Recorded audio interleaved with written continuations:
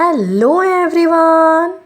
तो आज हम इस वीडियो के द्वारा गुजरात बोर्ड का हिंदी जो कि क्लास 12th का है, इसके चैप्टर 11 जो बीत गई सो बात गई, जिसको लिखा है हरिवंश राय बच्चन जी ने। इसके पहले वाले पार्ट को हमने इससे पहले वाले वीडियो में देखा, तो इस वीडियो को देखने से पहले आप पार्ट 1 को देख ले ताकि आपको इस चैप्टर का जो हिस्सा हमने पार्ट 1 में पढ़ा है वो अच्छे से क्लियर हो जाए, फिर आप इस पार्ट 2 को पढ़ें। तो आइए इस चैप्टर को हम स्टार्ट करते हैं। जीवन में वह था एक कुसुम, कुसुम यानी फूल, थे उस पर नित्य निछावर तुम, वह सूख गया तो सूख गया, मधुवन की छाती को देखो, सूखी कितनी इसकी कलियां, मुरझाई कितनी वल्लरियां, वल्लरियां यानी लताएं, जो मुरझाई फिर कहाँ खिली, पर बोलो सूखे फूलों पर, कब मधुवन शोर मचाता है, जो बीत गई सो बात गई। इसमें शोक मनाता है यानी दुख मनाता है। या तो इसमें कवि ने हरिवंश राय जी ने क्या कहा है कि माना कि तुम्हारे जीवन में ऐसा कोई था जो तुम्हें फूल की तरह प्रिय लगता था, प्यारा लगता था, और वह तुमसे या वह तुम पर हमेशा निछावर होते थे। तुम उसकी प्रसन्नता में ही अपनी प्रसन्नता मानते थे। तुम्हारे जीवन का वह प्रिय फूल सूख गया तो सूख जाने दो, जरा मधुवन यानी बगीचे के मजबूत सीने को तो देखो।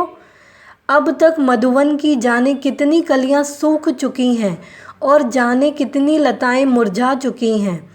न ये कलियां फिर खिल सकी और न मुरझाई लताएं फिर हरी हो सकी।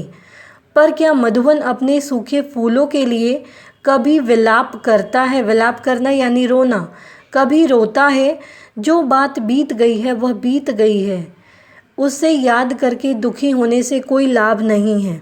तो इसमें कवि ने कुसुम यानी फूलों के माध्यम से, लताओं के माध्यम से, कलियों के माध्यम से, मधुवन के माध्यम से क्या समझाया है कि जैसे मधुवन में, बगीचे में फूल खिलते हैं और वो फूल सूख जाते हैं, कुछ कलियां खिलती हैं वो सूख जाती हैं, वल्लरियां जो लताएं हैं वो मुरझा जाती हैं, जबकि मधुवन को, बगीचे को ये फूल लताएं बहुत ही प्यारे होते हैं, लेकिन कभी भी उसके सूखने पर वो शोर नहीं मचाता है, दुखी नहीं होता है।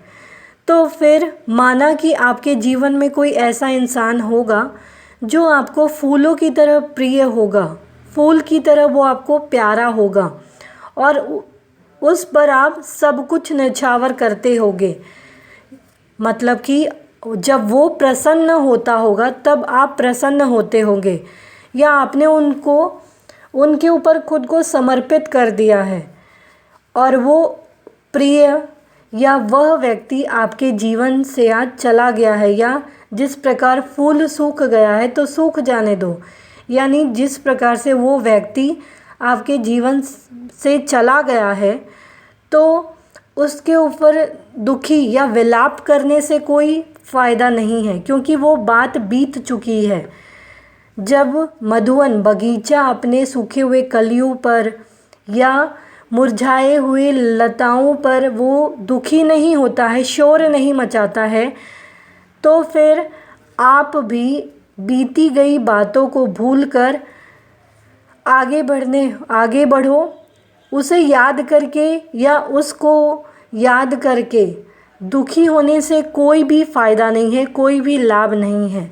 तो पहले हमने तारों का उदाहरण देखा था, अब मधुवन में कुसुम और लताओं का उदाहरण हमने देखा। थर्ड है, जीवन में मधु का प्याला था, तुमने तन मन दे डाला था, वह टूट गया तो टूट गया, मदिरालय का आंगन देखो, कितने प्याले हिल जाते हैं, गिर मिट्टी में मिल जाते हैं, जो गिरते हैं कब उठते हैं, पर बोलो टूटे प्यालों पर, कब मदिरालय पछताता है, जो बीत गई सो बात गई। कवि कहना चाह रहे हैं कि माना तुम्हारे जीवन में मदिरा का ऐसा प्याला था जिस पर तुमने अपना तन मन सब कुछ न्यौछावर कर दिया था, अर्थात वह तुम्हारे जीवन का एक अंग, एक पार्ट बन गया था। तुम्हारा वह मनपसंद प्याला टूट गया तो टूट जाने दो, जरा मदिरालय का प्रांगण तो देखो, यानी शराब खाना। मदिरालय यानी शराब खाना का प्रांगण तो देखो। वहाँ जाने कितने प्याले हिल जाते हैं और गिरकर टूट कर नष्ट हो जाते हैं। जो प्याले गिरकर टूट जाते हैं, क्या वे फिर कभी उठकर वापस आते हैं? जो व्यक्ति मदिरा के घड़ों और प्यालों के टूटने के बारे में सोचता, क्या मदिरालय को उन टूटे हुए प्यालों के लिए कभी पश्चाताप होता है? तो जो बात बीत गई है वह बीत गई है, उसे याद करके दुखी होने से कोई भी लाभ नहीं है। यहाँ पे कवि ने जीवन में मदिरा के उदाहरण से ये हमें समझाया है कि जो बात बीत गई है उसे भूल जाओ। जैसे हमारे जीवन में मदिरा का एक ऐसा प्याला है जो टूट गया है और इस मदिरा पर हमने अपना सब कुछ न्यौछावर कर दिया है, अपना तन मन हर कुछ समर्पित कर दिया है इसके ऊपर, या एक तरह से ऐसा कहें कि ये हमारे जीवन का एक हिस्सा बन गया है। और जब वो हमारा मनपसंद प्याला टूट जाता है तो उसे टूट जाने दो। जब मदिरालय यानी शराब खाने को अगर उसके प्रांगण को हम देखें तो वो कभी भी अपने टूटे हुए प्यालों पर कभी भी शोक नहीं मनाता है, कभी भी दुख नहीं मनाता है, जबकि न जाने वहाँ कितने ऐसे प्याले हिलकर गिरकर नष्ट होकर टूट चुके हैं, या वहाँ कितने ऐसे प्याले होंगे जो हिल जाते हैं और गिरकर टूटकर नष्ट हो जाते हैं। जो प्याले गिरकर टूट चुके हैं, क्या उसे हम कभी जोड़ पाएंगे, या क्या वे फिर कभी उठकर वापस आते हैं? बिल्कुल भी नहीं। तो जो व्यक्ति जो है वो मदिरा के घड़ों और प्याले के टूटने के बारे में कभी सोचता भी नहीं है और कभी पश्चाताप भी नहीं करता है। तो हम सब व्यक्ति को भी क्या करना चाहिए कि इसी की तरह अपने जीवन में जो भी चीज़ें हो चुकी हैं या जो बातें बीत चुकी हैं, जो व्यक्ति बिछड़ चुका है, तो उन सभी चीज़ों को हमें याद नहीं करना चाहिए। क्योंकि उसे याद करने से हमें तकलीफ़ ही होती है और याद करके कोई लाभ नहीं होता है।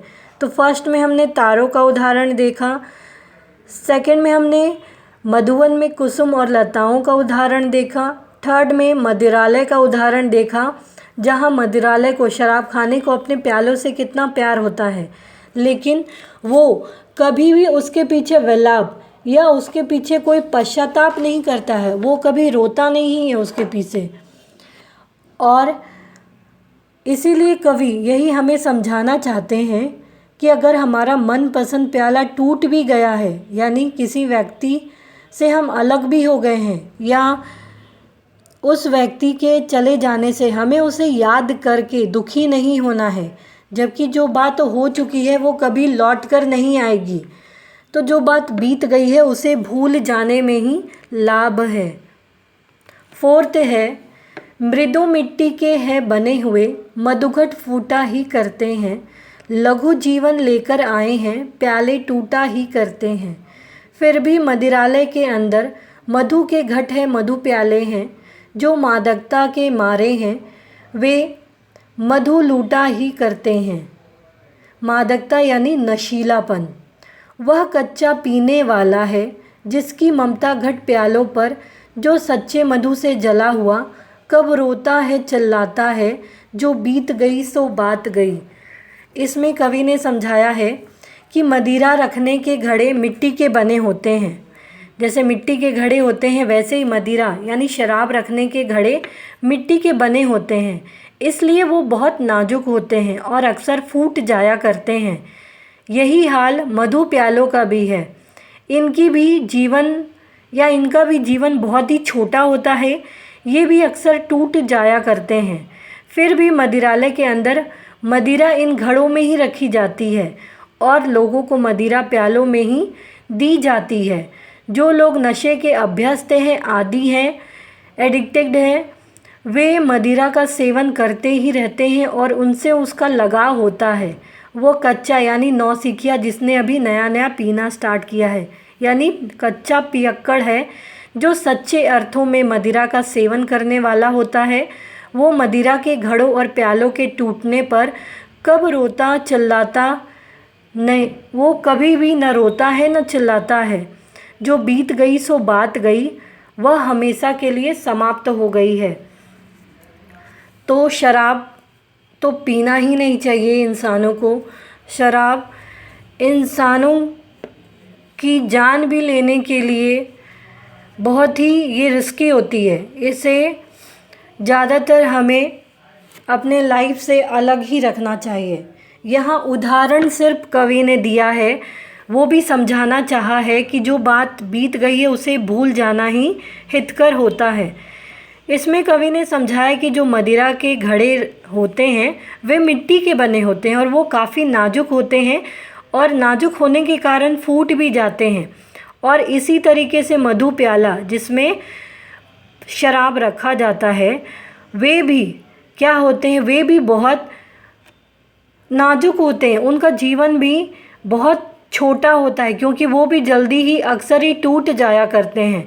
लेकिन फिर भी शराब खाने में मदिरा घड़ों में ही रखी जाती है और इन्हीं प्यालों से लोग इसका सेवन भी करते हैं। लेकिन जो नौसिखिए हैं, जो पीने के आदी हो गए हैं, अभ्यस्त हो गए हैं, जो नौसिखिए हैं, उनका काफ़ी लगाव होता है इन मदिरा के प्यालों से, घड़ों से। लेकिन इनके टूट जाने पर, इनके फूट जाने पर ये कभी भी उसके लिए ना रोते हैं ना चिल्लाते हैं। तो फिर जो बीत गई है बात, वह बीत गई है, वो दोबारा नहीं होगी, वह हमेशा के लिए समाप्त हो गई है। तो इसे हमें अपने जीवन में अपनाना चाहिए कि जो बात बीत गई है उसे हमें भूल जाना चाहिए। उसे याद करके बार बार दुखी नहीं होना चाहिए क्योंकि इससे कोई लाभ नहीं होता है।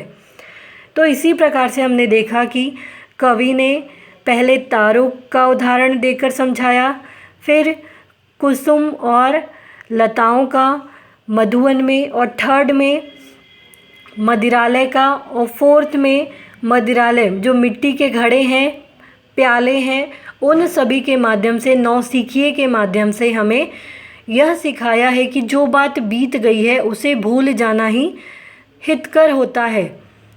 और बीती बातें मनुष्य को अक्सर याद आया करती हैं। इन बातों को याद करके क्या होता है कि कभी कभी उनको शोक होता है, कभी कभी ग्लानि होती है, पछतावा होता है और मानसिक क्लेश भी होता है। तो इस कविता में हमने कवि के जो संदेश है उसको देखा कि कवि ने हमें संदेश दिया है कि जो बीत गया है उसके बारे में सोचना और शोक करना, दुखी होना, ये सारे व्यर्थ हैं। तो उम्मीद करती हूँ ये चैप्टर आपको समझ में आया होगा। तो प्लीज़ आप ज़्यादा से ज़्यादा इस वीडियो को शेयर करें ताकि दूसरे भी इनका लाभ उठा सकें। आप इसे लाइक करना, सब्सक्राइब करना, कमेंट करना ना भूलें। Thank you.